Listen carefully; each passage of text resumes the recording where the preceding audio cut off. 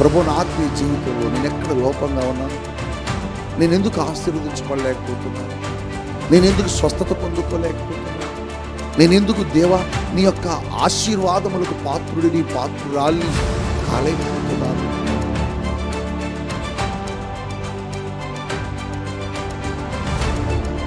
ఎందుకు మన జీవితంలో ఎలాంటి భయంకరమైనటువంటి రోగాలు కావచ్చు, వ్యతిరేకతలు కావచ్చు, లేకపోతే సమస్యలు కావచ్చు, లేకపోతే భయంకరమైనటువంటి పరిస్థితులు కావచ్చు, ఎందుకు వస్తున్నాయి? ఒకసారి మనం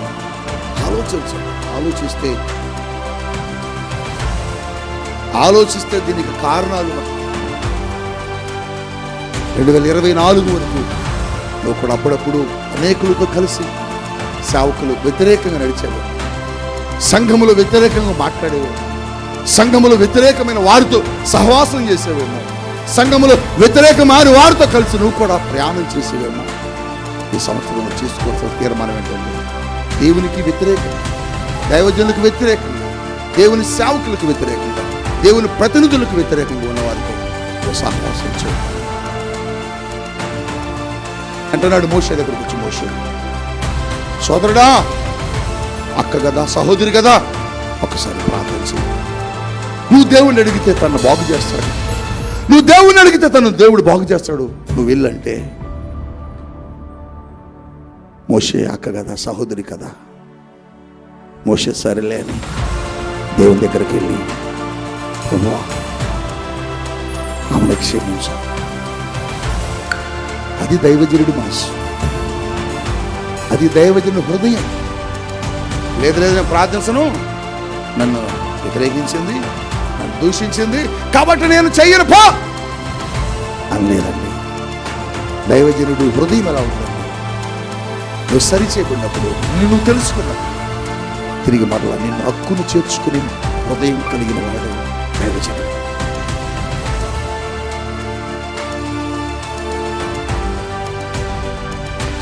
మాట విను.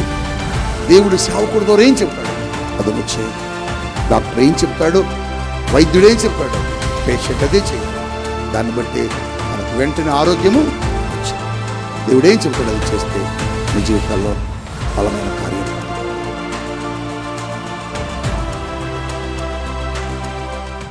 దేవుని యొక్క సన్నిధికి వచ్చిన నువ్వు, దేవుని మందిరానికి వచ్చిన నువ్వు, దేవుని సన్నిధిలోనికి నడిపించబడిన నువ్వు మొదటగా దేవుణ్ణి ఏమడగాలంటే, ప్రభువా నన్ను సరిచేసే మాటలు నువ్వు నాతో మాట్లాడు.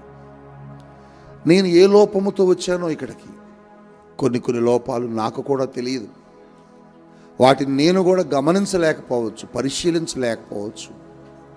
కానీ మా అంతరంధ్రములను, మా హృదయాంతరంగములను పరిశీలించగలిగే దేవుడు నువ్వే కదా. ఒకవేళ ఏదైనా నీకు విరోధముగా ఉన్నదా, ఏదైనా నా ప్రవర్తన నిన్ను బాధ పెడుతుందా, ఏదైనా నా మాటలు నిన్ను గాయపరుస్తున్నాయా, ఎక్కడైనా నేను నీకు విరోధమైన వ్యతిరేకమైన భావాలలో నేను ఒకవేళ ప్రయాణిస్తున్నానా, నాతో చెప్పి నన్ను సరిచేయ్యా. నాతో నీ దైవజనుడి ద్వారా మాట్లాడయ్యా. నా దైవజనుడు అక్కడ నిలబడి ఉన్నాడు. నా దైవజనుడిలో నుంచి నీ స్వరాన్ని నేను విని వెళ్ళాలి, సరిచేసుకుని వెళ్ళాలి అని నువ్వేం చేయాలంటే, దేవుని సన్నిధిలో నువ్వు దేవుని కొరకు అర్పించుకొని ప్రార్థనా పూర్వకముగా సిద్ధపడాలి. హల్లెలూయా. హాస్పిటల్కి ఎందుకు వెళ్తాం? ఎందుకు వెళ్తాం? మనకున్న వ్యాధిని తొలగించుకోవడానికి, తగ్గించుకోవడానికి, మనకున్న రోగము నుంచి మనము బయటకు రావడానికి. హాస్పిటల్కి వెళ్ళగానే డాక్టర్ గారు చేయి పట్టుకొని నీ సమస్య ఏంటో చెప్పి నీ సమస్యకు తగిన మందు ఇస్తాడు. నీ చేయి పట్టుకొని ఏమి లేదులే అమ్మా, అలాగే ఉంటుందో వెళ్ళిపో అన్నప్పుడు నువ్వు అంటావు, లేదు డాక్టర్ గారు, ఏదో తెలియని బలహీనత నా దేహంలో అయితే ఉంది, నేను సరిగా ఆరోగ్యవంతుడిగా లేను, ఆరోగ్యవంతురాలుగా లేను, ఒకసారి నా అనారోగ్యానికి కారణం ఏంటో చెప్పండి ప్లీజ్ అని నువ్వు అడుగుతావు. దేవుని సన్నిధి కూడా అంతే. ప్రభు, నా ఆత్మీయ జీవితంలో నేను ఎక్కడ లోపంగా ఉన్నాను? నేను ఎందుకు ఆశీర్వదించబడలేకపోతున్నాను? నేను ఎందుకు స్వస్థత పొందుకోలేకపోతున్నాను? నేను ఎందుకు దేవా నీ యొక్క ఆశీర్వాదములకు పాత్రుడిని పాత్రురాల్ని కాలేకపోతున్నాను? నాతో మాట్లాడయ్యా, నాకు చెప్పయ్యా, నాకు తెలియచేయ్యా అని నువ్వేమనాలంటే దేవుణ్ణి అడగాలి. అప్పుడు దేవుడు ఏం చేస్తాడు తెలుసా? నీకున్న సమస్య ఏంటో, నీ ఆత్మీయ జీవితానికి దీవెనలు రాకుండా అడ్డగించేది ఏమిటో, నీ ఆధ్యాత్మిక ప్రయాణానికి ఆటంకాలు ఏంటో, నువ్వెక్కడ దేవునికి దూరం అయిపోయావో, ఎక్కడ దేవునికి విరోధంగా ఉన్నావో, నీకు దేవుడు ఏం చేస్తాడంటే క్లియర్ కట్గా దేవుడు తన దైవజనుడి ద్వారా మాట్లాడతాడు. మాట్లాడినప్పుడు డాక్టర్ గారు చెప్పగానే నువ్వేం చెప్తావు? అవునయ్యా, మరి నేను ఎలా ఉండాలయ్యా, ఏ భోజనం తినాలయ్యా, దీనికి నేను ఎలా ఉంటే మంచిదయ్యా చెప్పంటే ఆ డాక్టర్ అంటాడు, ఇదిగో నీకు మెడిసిన్ రాసిస్తున్నాను, దీన్ని నువ్వు ఈ టైంలో వేసుకో, ఈ టైంలో వేసుకో, దీన్ని తిను, దీన్ని తినకూడదు, దీన్ని తిను, దీన్ని తినకూడదని వైద్యుడు చెబుతాడు. కానీ అక్కడ వైద్యుడు చెబుతాడు, ఇక్కడ పరమ వైద్యుడైన యేసయ్య నీ కోసం చెబుతాడు. కనుక ఆయన మనతో మాట్లాడుతున్నప్పుడు మన జీవితాల్లో మనం ఏం చేయాలంటే సరి చేసుకోవాలి. ఆయన మనతో మాట్లాడటం సామాన్యమైన సంగతి కాదు. ఆయన మన దగ్గరకు వచ్చి మాట్లాడటం అనేది చాలా గొప్ప సంగతి, చాలా గొప్ప సంగతి. ఇశ్రాయేలీయులతో దేవుడెప్పుడు నేరుగా మాట్లాడలేదు. దేవుడెప్పుడు విశ్వాసులతో నేరుగా మాట్లాడడం. విశ్వాసులతో మాట్లాడాలంటే తనకు దైవజనుడు కావాలి. తనకెవరు కావాలి? దైవజనుడు కావాలి. ఇశ్రాయేలుతో మాట్లాడాలనుకున్నప్పుడు దేవుడు మోషేని పిలిచాడు. మోషేతో ఆయన ఏం చెప్పాలనుకుంటున్నా అదే చెప్పాడు. దీన్ని నువ్వు తీసుకెళ్ళి వాళ్ళతో చెప్పు అన్నాడు. రాత్రికాలం నా ప్రార్థనలో మీకేం చెప్పమన్నాడో అదే నేను మోసుకొని మీ దగ్గరకు వచ్చాను. హల్లెలూయా, హల్లెలూయా. వినిన ఇశ్రాయేలీయులు దేవుని ఆశీర్వాదాన్ని పొందుకున్నారు. వినని ఇశ్రాయేలీయులు అరణ్యములో విడిచిపెట్టబడ్డారు. Choice is yours. అవకాశం నీకు దేవుడు ఇస్తున్నాడు. వింటవా, ఆశీర్వదించబడతావు. వినువా, విడిచిపెట్టబడతావు. నీ ఆలోచనలో ఉంటావో తీర్మానం చేసుకొని దేవుని వాక్యాన్ని వింటే అది నీకు ఆశీర్వాదం. మన జీవితాల్లో, మన బ్రతుకుల్లో, మన ఆత్మీయ ప్రయాణంలో అనేకమైనటువంటి భయంకరమైన పరిస్థితులు ఒక్కొక్కసారి మనం చూస్తూ ఉంటాం. ఈ పరిస్థితులు మనం చూస్తున్నప్పుడు, వాటి దగ్గరకు మనం వెళ్తున్నప్పుడు, అవి మనల్ని చుట్టుకున్నప్పుడు, అవి మనల్ని కమ్ముకున్నప్పుడు, అవి ఎందుకు మన జీవితాలు ఇలా పతనం చేస్తున్నాయో మనకు ఒక్కొక్కసారి అర్థం కాదు. ఒక్కొక్క మారు వాటిని మనం గమనించలేం. ఒక్కొక్కసారి ఇవి ఎందుకు వచ్చాయి, ఎందుకు మన జీవితంలో ఎలాంటి భయంకరమైనటువంటి రోగాలు కావచ్చు, వ్యతిరేకతలు కావచ్చు, లేకపోతే సమస్యలు కావచ్చు, లేకపోతే భయంకరమైనటువంటి పరిస్థితులు కావచ్చు, ఎందుకు వస్తున్నాయి అని ఒక్కోసారి మనము ఆలోచిస్తే నీకు మార్గాలు తెరవబడతాయి. ఆలోచిస్తే దీనికి కారణాలు మనకు దేవుడు తెలియచేస్తాడు. నువ్వు ప్రారంభించిన పని సక్సెస్ కాలే. ఒక్కొక్కసారి నీకు అనిపించేది, ఎందుకు నాకు ఈ పనిలో దేవుడు సహాయం చేయలేదని.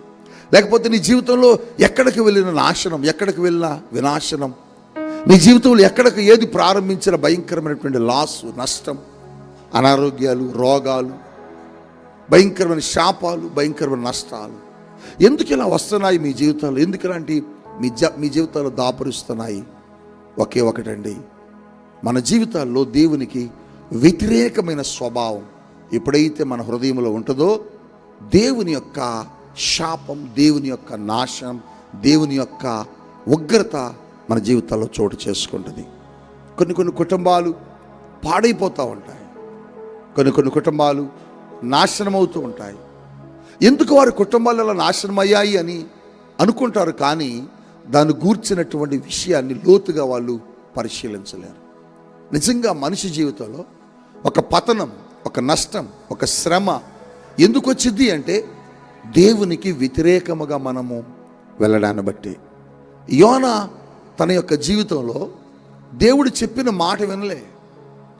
దేవుడు ప్రకటించమని చెప్పిన మాటను ఆయన పెడచెవిని పెట్టి వెళ్ళమన్న ప్రాంతానికి కాక, చేయమన్న ప్రయాణం కాక యోనా ఏం చేశాడంటే వేరు మార్గములోనికి యోనా వెళ్ళిపోయాడట. ఆయనను దేవుడు చెప్పింది ఏంటి? నినివే పట్టణానికి వెళ్ళు. యోనా, నువ్వు నినివే పట్టణానికి వెళ్ళు. నినివేలో నా ప్రజలు పాడవుతున్నారు, నినివేలో నా ప్రజలు నాశనం అయిపోతున్నారు. వారికి నా మాటను చెప్పు యోనా, వారికి నన్ను గూర్చి ప్రకటించు యోనా. వారిని నేను మారుస్తాను, వారి మీదకు రావలసిన ఉగ్రతను తప్పిస్తాను, వారి మీదకు రావలసిన శాపమును నేను నిలిపివేస్తాను యోనా అని దేవుడు యోనాను పంపాడు. యోనా నినివేకి వెళ్ళకుండా ఎక్కడికి వెళ్తున్నాడట? తర్షీషు అనబడే ఒక పట్టణానికి వెళ్తున్నాడట. ఆయన జర్నీ మార్చేశాడు, ఆయన మార్గము మార్చేశాడు, ఆయన గమనాన్ని మార్చేశాడు. వెళ్ళవలసింది నినివేకి, కానీ వెళుతున్నది తర్షీషుకి.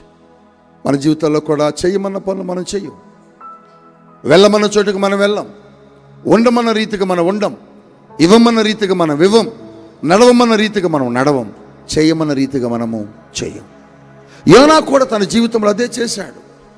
అటువంటి సమయంలో దేవుడు ఏం చేశాడని బైబిల్లో రాయబడ్డదంటే, యోనా మొదటి గ్రంథము 2వ వచన భాగంలో యోనాను తీసుకుని వెళ్ళి సముద్రములో పడవేసేశాడట. సముద్రములో పడవేశాడట. సముద్రములో పడవేయక ముందు ఏం జరిగిందో తెలుసా? సముద్రం మీదకి ఒక పెద్ద తుఫానుని దేవుడే అనుమతించాడట. ప్రియ దైవ జనాంగమా, సాతాను మన జీవితంలో గలిబిలి చేస్తే, అపవాది మన కుటుంబాన్ని నాశనం చేస్తే, సాతానుడు మన జీవితాల్లో ఏదైనా శ్రమ కలిగిస్తే, దేవుని దగ్గరకు వస్తే మనకు విడుదల దొరుకుద్ది అని ఆశపడతాం. సాతానుడు ఏదైనా మనం నష్టపరిస్తే, దేవుడి వద్దకు వస్తే మనకు సహాయం చేస్తాడని ఆశపడతాం.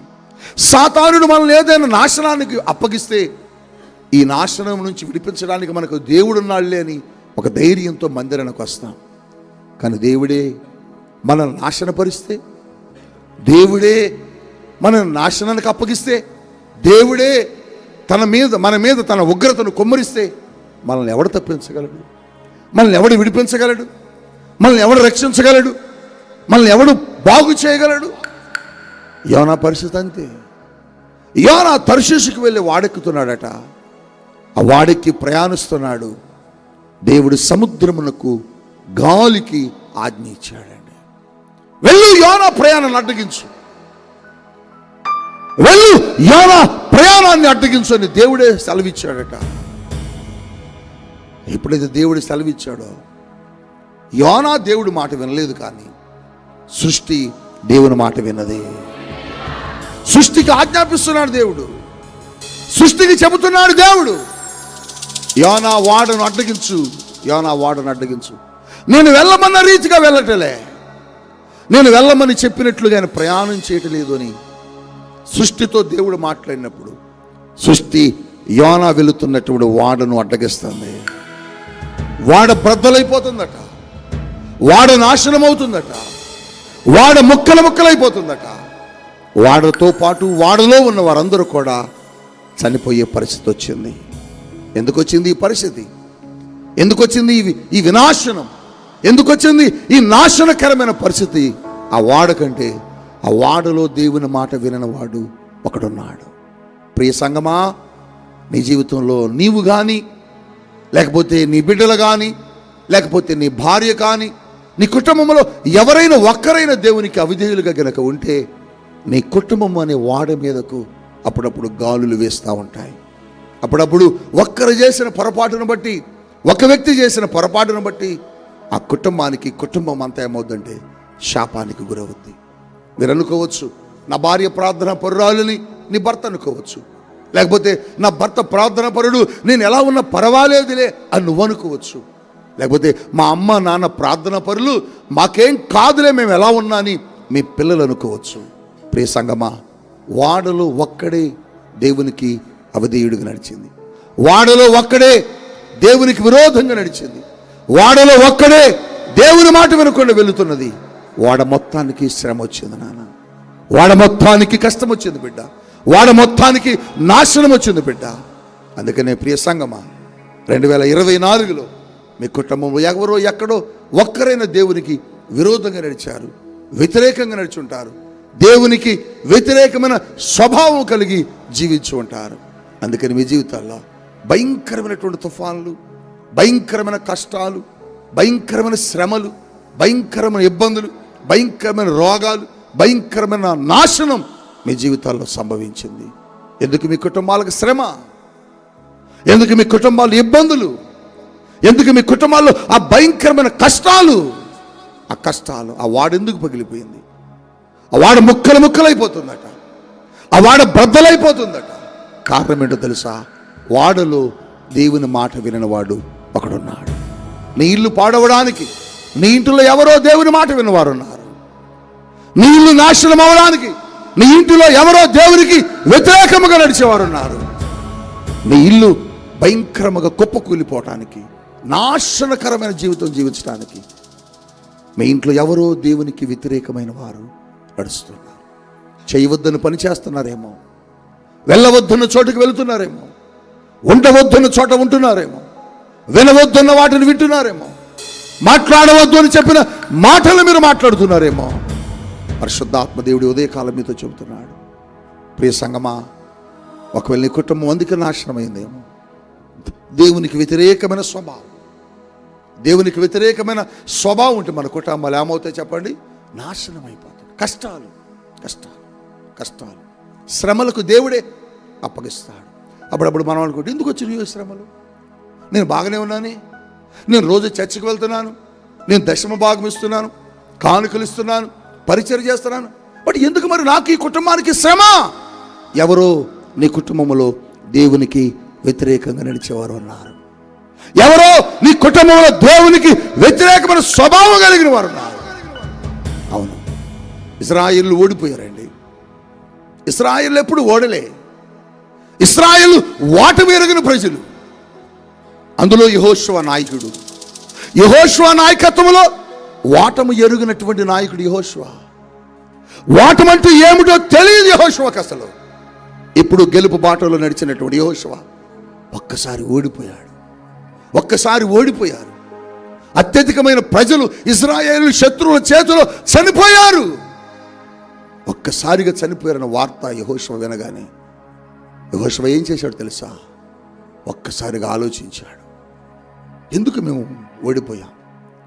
ఎప్పుడు ఓడిపోలేదే, ఎక్కడ ఓటమో తెలియదే, ఎప్పుడు ఓటమంటే ఏంటో మా జీవితంలో మా దరిదాపుల్లో కూడా రాలేదే, ఎందుకు ఓడిపోయామని తన సైన్యాన్ని దగ్గర పెట్టుకొని అక్కడ నిలబడి అడుగుతున్నాడు దేవుని సన్నిధికి వెళ్ళి, మేమెందుకు ఓడిపోయాం ప్రభువా? మేమెప్పుడు ఓడిపోలేదే, మేమెన్నడూ ఓటమి తెలియదే, మరి మేము ఎందుకు ఓడిపోయామనంటే దేవుడు చెబుతున్నాడు, నువ్వెందుకు ఓడిపోయావో తెలుసా యెహోషువ? మీరు ఎందుకు ఓడిపోయారో తెలుసా యెహోషువ? మీ ఓటమికి కారణం ఏంటో తెలుసా యెహోషువ? మీ గుంపులో, మీ సమూహములో నాకు వ్యతిరేకముగా నడిచిన వాడు ఒక్కడున్నాడు. చూసావా, ఒక్కడున్నాడట. ఇన్ని లక్షల మంది ఓడిపోవడానికి, ఇన్ని లక్షల మంది చనిపోవడానికి, అంత నాశనం రావడానికి అన్ని లక్షల మంది పాపం కాదు కారణం. ఒకడే ఒకడే ఒకడే ఒకడే. నీ కుటుంబంలో ఏ ఒక్కరో దేవునికి వ్యతిరేకంగా ఉన్నారు. ఏ ఒక్కరో దేవునికి వ్యతిరేకమన్నాడు నడక నడుస్తున్నారు. అందుకని మీ కుటుంబాల్లో ఏమవుతున్నాయి తెలుసా? కష్టాలు. అందుకని మీ కుటుంబంలో కష్టాలు, శ్రమలు. ప్రియ సంగమా, ఈ దినం దేవుడు నీతో మాట్లాడుతున్నాడు. ఆ యోనా ప్రయాణిస్తున్న వాడ ముక్కలైపోయిందట. అన్యులైనప్పటికీ, దేవుణ్ణి ఎరుగని ప్రజలైనప్పటికీ వాళ్ళు కూడా చాలా అద్భుతంగా ప్రవర్తించారు. ఏమిటో తెలుసా? మన వాడు ఇలా ఎందుకయింది అని ఆ వాడలో ఏదో పొరపాటు జరిగింది. ఈ పొరపాటుకు కారణం ఎవరో అని గమనించి చీట్లు వేశారట. చీట్లు వేస్తే ఎవరో లోపము, ఆ లోపము కలిగిన వ్యక్తి పేరు వచ్చింది. ఆయన పేరే యోనా. ప్రియ బిడ్డా, నీ జీవితంలో నీవు కూడా దేవునికి వ్యతిరేకంగా వెళ్తున్నావా? అందుకని నీ ఇల్లు పాడవుతుంది. దేవుని సేవకులకు వ్యతిరేకంగా వెళ్తున్నావా? అందుకని మీ గృహాలు పాడైపోతాయి. దేవుని మాటకు వ్యతిరేకంగా వెళ్తున్నావా? మీ కుటుంబాలు కష్టాలు పాలైపోతాయి. వ్యతిరేకమైన స్వభావం నీకు ఉండకూడదు. దేవుని మాటకు, దేవుని వాక్యానికి, దేవుని సేవకుడుకు, దేవుని సేవకురాలకి, దేవుని ప్రతినిధులకు, సంఘములో ఉన్న విశ్వాసులు కూడా ఎప్పుడు కూడా ఎలా ఉండకూడదు? వ్యతిరేకంగా ఉండకూడదు. వ్యతిరేకమైన మార్గంలో వెళ్ళకూడదు. వ్యతిరేకమైన మార్గాల్లో మీరు ప్రయాణం చేయకూడదు. ఎప్పుడు నువ్వు అలా నడుస్తావో నీ కుటుంబంలోనికి కష్టాలు వస్తాయి, నీ జీవితంలోనికి శ్రమలు వస్తాయి. అందుకని ఈ దినము పరిశుద్ధాత్ముడు చెబుతున్నాడు, ఒకవేళ నువ్వు దేవుని వాక్యానికి, దేవుని మాటకు, లేకపోతే దేవుని సంఘానికి, దేవుని సేవకుడికి వ్యతిరేకమైన అడుగులు వేస్తున్నావేమో, నువ్వు ఈరోజు సరి చేసుకో.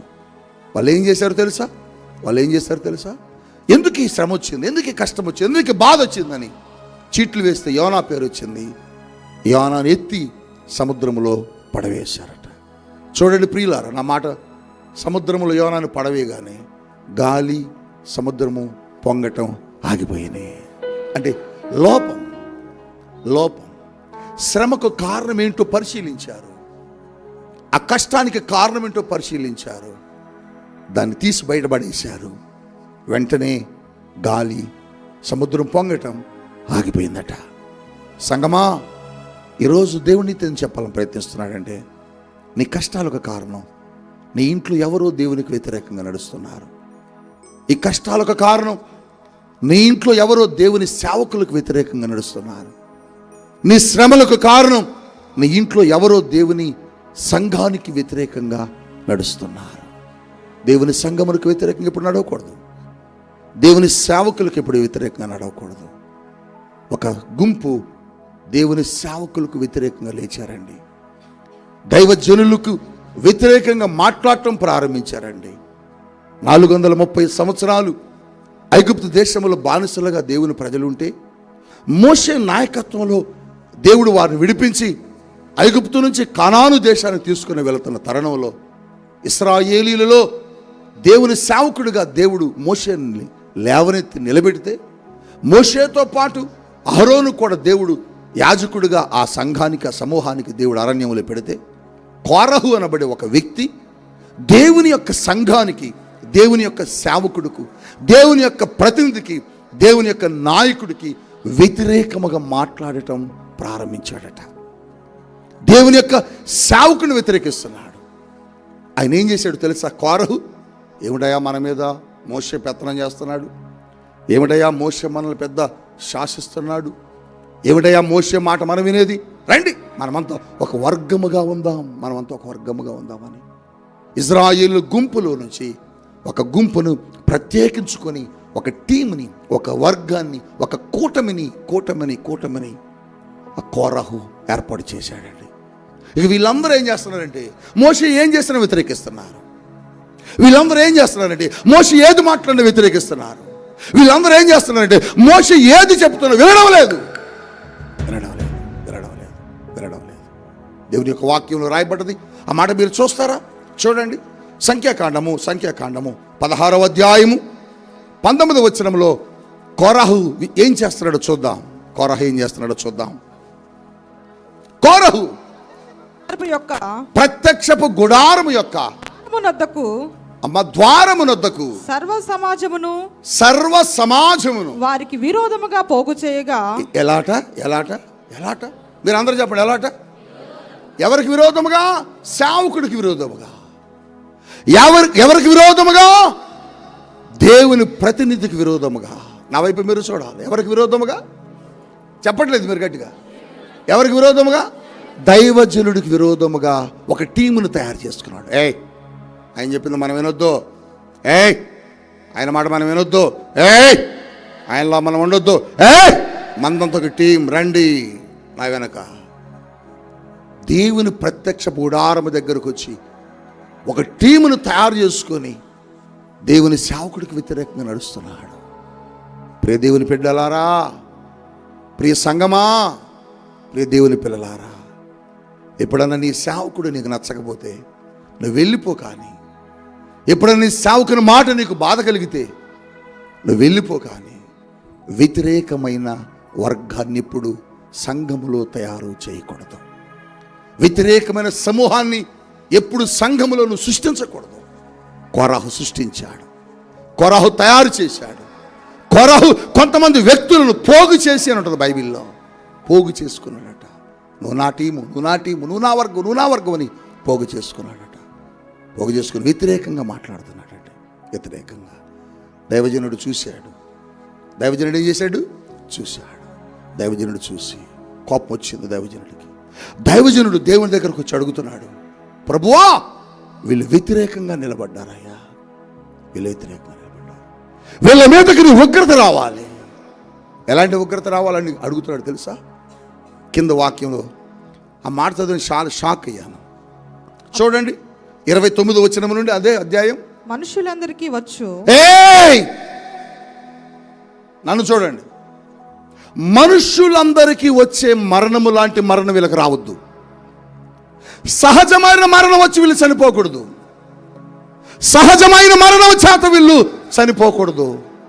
ఎలా ఉండాలి వీళ్ళ మరణం అంటే, మర్రా ఇజ్రాయేలులు ఎప్పుడు కూడా వ్యతిరేకముగా లేకూడదు.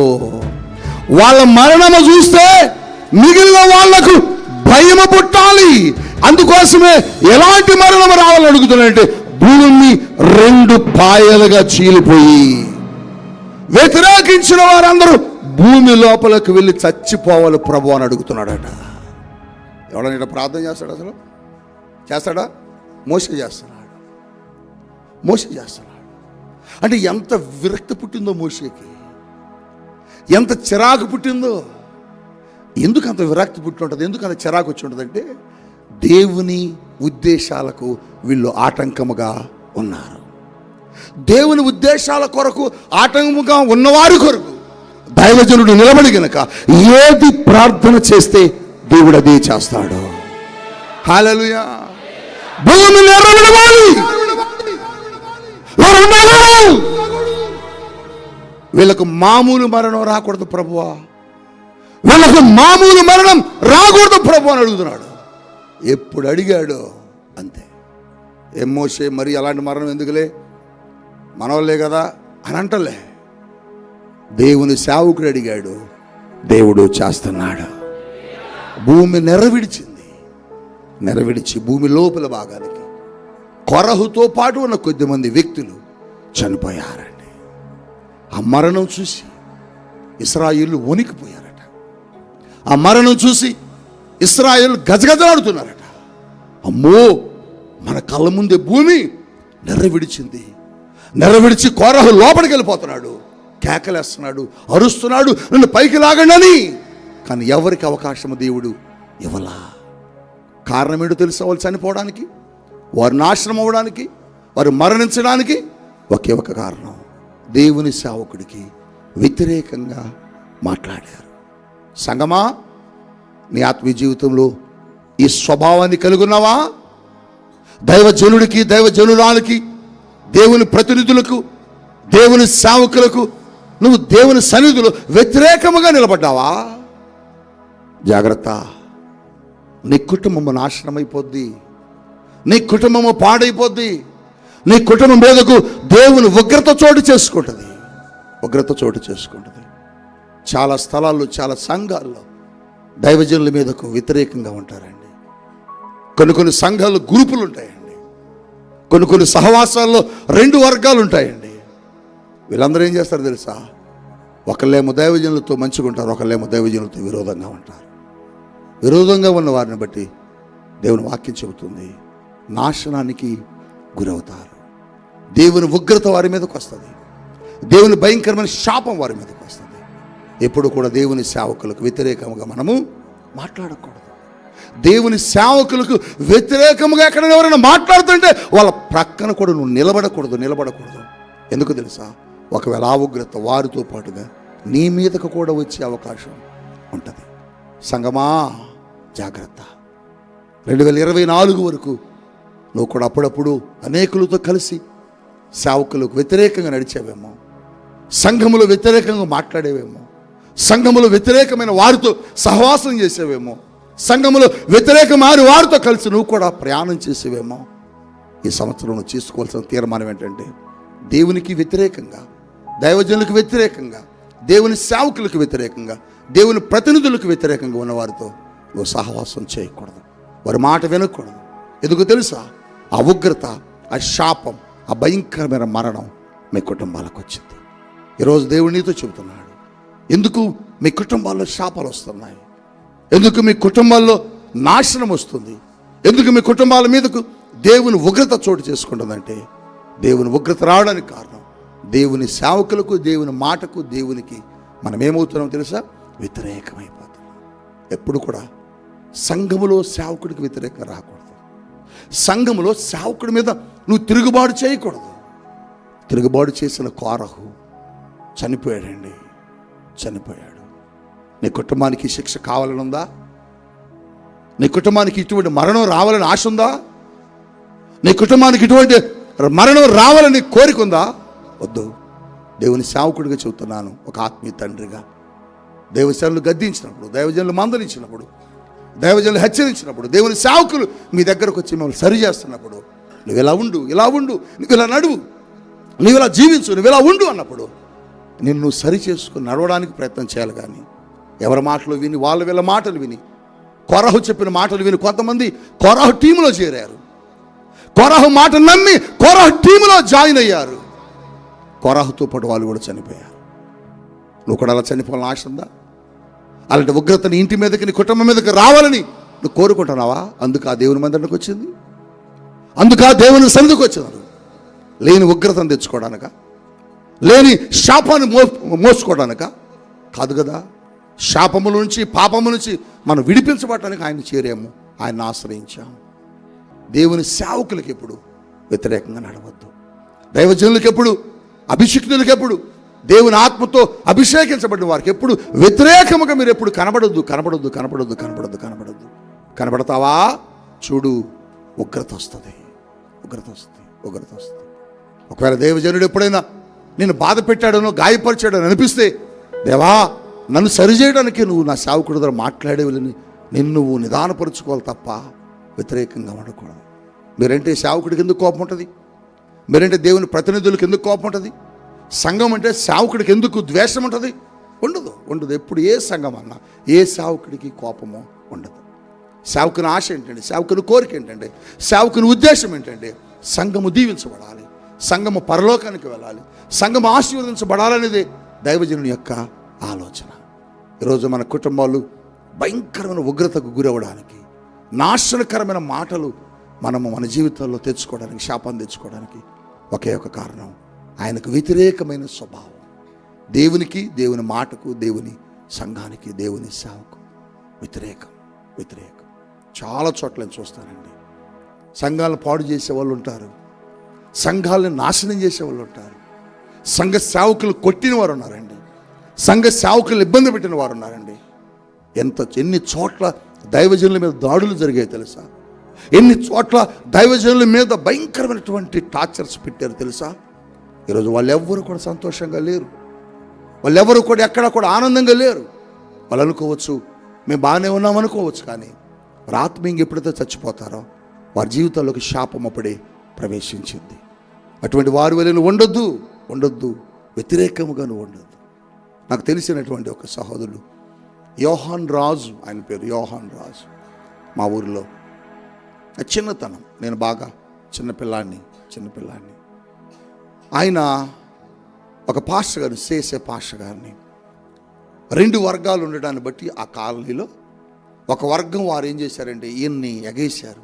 ఈయన ఎగేస్తే ఈయన వెళ్ళి సిఎస్ఏ పాస్టర్ గారిని వాక్యం చెబుతుండగా ఆ అంగి వేసుకున్నట్టు కదా, ఆయన ఆ అంగిని పట్టుకొని బయటికి లాగేశాడండి. లాగేసి బయటికి తాళం వేసేసి ఆ చర్చ్ తాళం ఆయన తీసుకొని ఇంకొకసారి చర్చలో కనబడటానికి వీలేదు.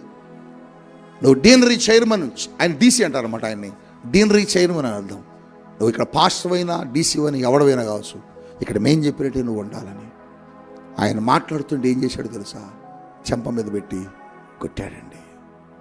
మా కళ్ళతో మేము చూసాం దూరంగా ఉండి, మేము చాలా చిన్న పిల్లలు. చెంప మీద పెట్టి కొట్టాడు బిడ్డ. కొన్ని సంవత్సరాలు అయిన తర్వాత వెళ్ళిపోయాడు. చాలా సంవత్సరాలు అయింది. నేను చాలా పెద్దవాడిని అయ్యాను. నేను దేవుని మహాకృపను బట్టి సేవలోకి వచ్చాను.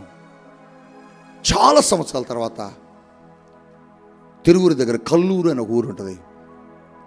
ఆ కల్లూరు బైపాస్ రోడ్డు దగ్గర ఒక్కడే నిలబడి ఉన్నాడు. నేను గుర్తుపట్టి కారులో వెళ్తూ నేను ఆగి ఆయన పలకరించాను. అన్నా బాగున్నావా అని అడిగాను. చిన్న నేను గుర్తుపట్టలేదు, ఎవరు అన్నాడు. నేనన్నా నా పేరు పలానా అంటే, ఓ తమ్ముడు నువ్వా, నీ గురించి విన్నాను, నేను ఇలా చూడటం సంతోషంగా ఉంది అన్నాడు. నన్ను నువ్వు ఇలా చూడటం నీకు సంతోషంగా ఉంది, కానీ నేను ఇలా చూడటం నాకు సంతోషంగా లేదు. ఏమైంది అని అడిగితే ఆయన చెప్పాడండి, నా జీవితంలో భయంకరమైన శాపం, నా జీవితంలో భయంకరమైన ఉగ్రత ఏమిటంటేనట, నాకు వయసు వచ్చిన తర్వాత వివాహమైంది తమ్ముడు. నా భార్య 8 నెలలకు చనిపోయింది. తర్వాత మరలా 2 సంవత్సరాల తర్వాత వివాహం చేసుకున్నాను ఇంకొక అమ్మాయిని. ఆవిడ కూడా సంవత్సరం తర్వాత చనిపోయింది. ఆవిడ చనిపోయిన తర్వాత మరలా ఒక 2-3 సంవత్సరాల తర్వాత మరొక అమ్మాయిని చేసుకున్నాను. ఆవిడ కూడా చనిపోయింది. మొత్తం 8 చేసుకున్నాను. 8 మంది చనిపోయారు తమ్ముడు. నా జీవితంలో శాపం. నా చేతులు పట్టుకుని అడుగుతున్నాడు, నా కోసం ప్రార్థన చేయవా, నా కోసం ప్రార్థన చేయ. ఏమని చేయను అని అడిగా నేను. నా తల మీద ఉన్న శాపం పోవాలని చేయవా. నా శాపానికి కారణం నేను సేవకుడిని కొట్టాను. నా శాపానికి కారణం నేను దైవజనుడిని కాళ్ళను పట్టి లాగాను. వీళ్ళ మాటలు విని, అక్కడున్న వీళ్ళ మాటలు విని లాగాను. శాంతి లేదు, సమాధానం లేదు. రోడ్ల వెంట పిచ్చి వాళ్ళ తిరుగుతున్నారు. 8 మంది చనిపోయారు. 8 మందికి 6 పిల్లలు పుట్టారు. 6 రోడ్ల మీద తిరుగుతున్నారు. ఈ శాపం ఎక్కడికి పోయినా నాకు పోవడం లేదు. కేవలం నేను దేవుని సేవకులకు వ్యతిరేకంగా నడవడం. నా జీవితంలో చాలా పెద్ద పొరపాటు చేశానని ఏడుస్తున్నాడు. ఆ నడి రోడ్డు మీదే మోకరించాడు. నేను కూడా ఆయన కొరకు చెప్పు నిప్పి ఆయన నెత్తి మీద చెయ్యి పెట్టి ప్రార్థన చేస్తున్నాను. ప్రభువా క్షమించండి. ఆయన కొరకు కన్నీరు కాచి ప్రార్థించిన తర్వాత నేను వెళ్ళిపోయాను. నాకు తర్వాత కలవలే. ఆయన చెప్పినప్పుడు, ఆయన మాటలు విన్నప్పుడు గుండె పగిలిపోయింది. సంగమా, ఒకవేళ నువ్వు కూడా ఎక్కడైనా దేవుని సేవకులకి లేకపోతే దేవుని వాక్యానికి లేకపోతే సంఘానికి వ్యతిరేకంగా ఉన్నావా? సంఘానికి వ్యతిరేకంగా ఎప్పుడు క్రైస్తవుడు సేవకుడు వ్యతిరేకంగా ఎప్పుడు సంఘంలో ఉన్న విశ్వాసి ఉండకూడదు. ఎందుకో తెలుసా? ఈ సంఘము నువ్వు కట్టింది కాదు, నేను కట్టింది కాదు. ఈ సంఘము క్రీస్తు తన బండ మీద కట్టాడండి. ఎవరి కోసం కట్టాడు తెలుసా? తన కోసం. తన స్వరక్తం ఇచ్చాండి. ఇది మామూలుగా కట్టిన సంఘము, కొన్న సంఘము కాదు. ఈ సంఘం కోసం తన రక్తాన్ని ఇచ్చాడు. ఒక వస్తువుని ఒక విలువ పెట్టి నువ్వు కొనుక్కొచ్చుకున్నావు. అది చాలా విలువైంది. వస్తువును కొనుక్కొచ్చుకున్నావు. గమ్మున ఎవరో తెలియక వచ్చి ఆ వస్తువు తగిలింది, కింద పడింది, పగిలిపోయింది. అడేమంటాడు అప్పుడు? అది ఎంత విలువ తెలుసా? అది కొనడానికి ఎంత ప్రయాసపడడం తెలుసా అని నిన్ను కొడతాడు, గద్దిస్తాడు, అరుస్తాడు. ఒక చెంప మీద పెట్టి ఒక దెబ్బ కొడతాడు. కష్టపడి శ్రమపడి కొంత డబ్బు పెట్టి కొనుక్కొచ్చిన వస్తువు పాడైతేనే ఆ వస్తువును కొన్న యజమానుడికి కోపం వస్తే, తన రక్తమిచ్చి కొన్న ఈ సంఘమును పాడు చేస్తే, తన రక్తమిచ్చి కొనుక్కున్నటువంటి ఈ సమూహాన్ని పాడు చేస్తే, తన రక్తమిచ్చి కట్టిన ఈ సంఘాన్ని నువ్వు పాడు చేస్తుంటే దేవుడు ఒప్పుకుంటాడా? ఒప్పుకోడు. అందుకని సంఘమా, దేవునికి వ్యతిరేకంగా ఎప్పుడు నడవద్దు. దేవుని సంఘానికి వ్యతిరేకంగా ఎప్పుడు నడవద్దు. ఈ సంఘాన్ని పాడు చేస్తా, ఈ సంఘం అంతు తేలుస్తా, ఈ సంఘ సేవకుడు సంగతి తెలుస్తా, లేనిపోయిన వాటిని సృష్టించొద్దు. లేనిపోయిన వాటిని సృష్టించి లేనిపోయిన శ్రమను నువ్వు తెచ్చుకోవద్దు. కొరహు భయంకరమైన మరణం అండి. భయంకరమైన మరణం. యోనా భయంకరమైన శ్రమలకు అప్పగించబడ్డాడండి. అంతేకాదు, మన జీవితాల్లో భయంకరమైన శాపమే కాదండి, రోగాలు కూడా వస్తాయి. మోషేను గూర్చి మిరియాము వ్యతిరేకంగా మాట్లాడిందట. మోషే కూషు దేశపు ఒక వ్యక్తిని వివాహం చేసుకున్నప్పుడు మిరియాముతో పాటు అహరోను కూడా ఉన్నారు. ఆ రోజు వీళ్ళిద్దరట వ్యతిరేకముగా మాట్లాడారట. ఏంటా నువ్వు అని. అసలు ఏమనలేదండి, మాట్లాడడమే. వెంటనే దేవుడు కోపం వచ్చింది. ఎందుకు కోపం వచ్చింది? తన ప్రతినిధిని వారు దూషిస్తున్నారు, తన ప్రతినిధి మీద వ్యతిరేకంగా మాట్లాడుతున్నారు. సంఖ్యాకాండము 12వ అధ్యాయ ప్రారంభంలో ఉంటుంది ఆ మాట. కూషు దేశపు స్త్రీని మోషే పెళ్లి చేసుకున్నప్పుడు మిరియాము అహరోనులు మోషేకి వ్యతిరేకముగా విరోధముగా మాట్లాడుతున్నారట. ఏం చేస్తున్నారు? వ్యతిరేకముగా మాట్లాడుతున్నారు. వ్యతిరేకం. దేవుడు కోపం రాదా? దేవుని ప్రతినిధిని ఒప్పుకుంటాడా? దేవుడు ఒప్పుకోడు. ఎందుకు దేవుని సేవకుని అంటే దేవుడికి అంత రోషం? మీకు తెలుసా? దేవుని సేవకుని అంటే దేవుడికి ఎందుకంత రోషం? ఎందుకంత రోషం అంటే ఆయన మాట విని సేవకుడు తన జీవితాన్ని త్యాగం చేస్తాడు కాబట్టి.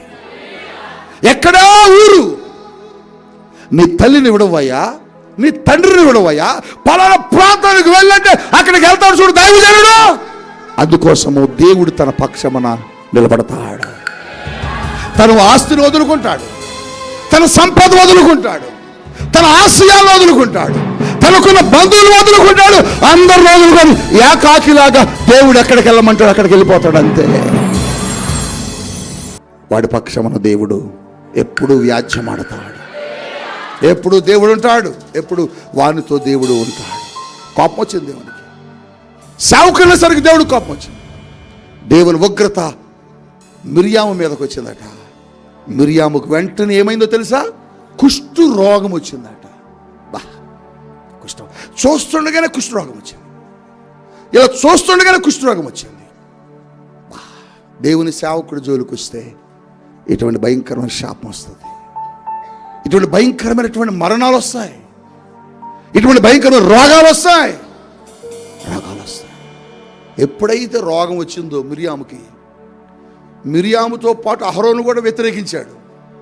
ఇటు చూశాడు అహరోను మిరియాముని. వామ్ము అక్కో, ఇదేదో భయంకరంగా ఉంది కానీ ఇంక వెంటనే ఏం చేయడు తెలుసా? లటక్కమట మోకరించాడు. అయ్యా, వామ్మో, ఈ రోగం నాకు రావద్దు. దేవుని దగ్గరకు వచ్చి అడుగుతున్నాడు. ఒకరికి దెబ్బ పడి ఇంకొకరు ఏమయ్యారు?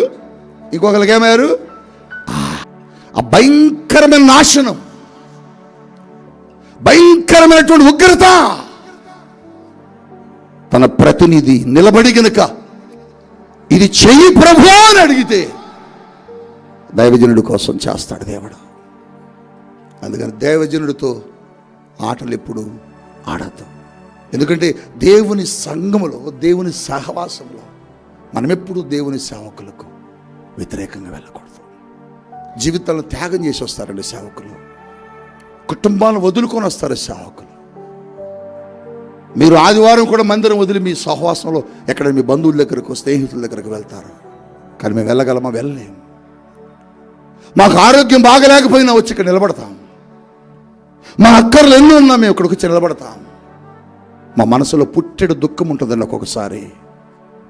ఆ దుఃఖంతో ఇక్కడికి వచ్చి నిలబడినా మేము చిరునవ్వుతోనే వాక్యం చెప్తాం తప్ప మాకు ఈ కష్టం ఉన్న సంగమా మాకు సహాయం చేయరా, మాకు ఈ అవసరం ఉన్న సంగమా సహాయం చేయరా అని మేము అడగల, ఏ సేవకుడు అడగడం. అటువంటి దైవజనుల్ని నువ్వు దూషించి ఇష్టం వచ్చినట్టుగా మాట్లాడి లేని వాటిని ఎక్కడెక్కడో వాటిని తీసుకొచ్చి దైవజనుల మీద వేసి చుట్టి ఇష్టానుసారంగా మాట్లాడితే దేవుడు ఒప్పుకోడు బిడ్డ. దేవుడు కోపం వచ్చింది, దేవుడికి పౌరుషం వచ్చింది. సేవకుని అనేసరికి, మోషేని అనేసరికి దేవుడు తట్టుకోలేపాడు. కోపం వచ్చేసరికి ఉగ్రత వచ్చిందట. మిరియాముకి కుష్టి వ్యాధి వచ్చిందండి. అహరోనుకి భయమేసింది. అమ్మో, ఇది నాకు కూడా వస్తుందేమో అని దేవుడి దగ్గరకు వచ్చి క్షమాపణ కోరుతున్నాడు. అయ్యా, వాళ్ళతో పాటుగా నేను కూడా అన్నాను, ఇక నేను వాళ్ళతో వెళ్ళనయ్యా, వాళ్ళ దగ్గరికి వెళ్ళనయ్యా, వాళ్ళ మాట నేను విన్నయ్యా, నాకొద్దు, నన్ను క్షమించన్నాడు అని అంటున్నాడు. మోషే దగ్గరకు వచ్చి, మోషే సోదరుడా, అక్క కదా, సహోదరి కదా, ఒక్కసారి ప్రార్థన చెయ్యి. నువ్వు దేవుణ్ణి అడిగితే తను బాగు చేస్తాడు, నువ్వు దేవుణ్ణి అడిగితే తను దేవుడు బాగు చేస్తాడు. నువ్వు వెళ్ళంటే మోషే అక్క కదా, సహోదరి కదా. మోషే సరేలే అని దేవుని దగ్గరికి వెళ్ళి, ప్రభువా ఆమెను క్షమించన్నాడు. అది దైవజనుడి మనస్సు, అది దైవజనుడి హృదయం. లేదు నేను ప్రార్థించను, నన్ను వ్యతిరేకించింది, నన్ను దూషించింది కాబట్టి నేను చెయ్యను పో అనలేదండి. దైవజనుడు హృదయం ఎలా ఉంటుందంటే, నువ్వు సరిచేయబడినప్పుడు, నువ్వు తెలుసుకున్నప్పుడు తిరిగి మరలా నిన్ను హక్కును చేర్చుకుని హృదయం కలిగిన వాడు దైవజనుడు. చాలా స్థలాల్లో, చాలా మందిరాల్లో, చాలా సంఘాల్లో ఇటువంటి వాళ్ళు చాలామంది ఉన్నారు. ఆయా స్థలాల్లో నేను చూస్తున్నాను, ఆయా సంఘాల్లో నేను చూస్తున్నాను. వ్యతిరేకత వ్యతిరేకత వ్యతిరేకత దైవజనుల మీద, నిందలు దైవజనుల మీద, అబద్ధములు దైవజనుల మీద, లేని వాటిని సృష్టించడం దైవజనుల మీద. దేవుడు ఒప్పుకోడు బిడ్డ. ఒక నీ జీవితం అలా ఉందా? మీ ఆత్మీయ ప్రయాణంలో ఇటువంటి విషయాలు మీరు చూస్తున్నారా? దయచేసి ఎప్పుడు కూడా దేవుని సేవకులకి, సంఘానికి, దేవుని పనికి నువ్వు ఎప్పుడు ఆటంకము కాకూడదు, ఆటంకము కాకూడదు. దేవుడు చెబుతున్నాడు. ఎప్పుడైతే దేవుని సేవకుడు మోషే వచ్చి ప్రార్థించాడో, దేవుని సేవకుడు మాట విని తిరిగి మరల మిరియాముని దేవుడు బాగు చేశాడు. ఎందుకు ఆ శ్రమ, ఎందుకు ఆ రోగం? దేవుని సేవకులకు వ్యతిరేకత. చివరగా మీకు ఒక మాట చెప్తాను. ఆ మాట ఏంటంటే, వ్యతిరేకమైన స్వభావం కలిగిన వారు, వ్యతిరేకమైన జీవితం కలిగిన వారి జీవితాల్లో దేవుని ఆశీర్వాదాలు బ్రేక్ అయిపోతాయి, ఆగిపోతాయి. ఇవాళ పొందుకోవలసిన దీవెన ఏళ్ల తరబడి నువ్వు నడిచినా అడిగినా రాదు. ఇశ్రాయేలులు దేవునికి వ్యతిరేకంగా నడిచారట, ఇశ్రాయేలులు వ్యతిరేకంగా మాట్లాడారట. అందుకోసమే వారి అరణ్య ప్రయాణం 40 రోజులే. వారు వాగ్దాన దేశంలోకి వెళ్ళవలసింది 40 రోజుల్లోనే వెళ్ళిపోవాలి వాళ్ళు.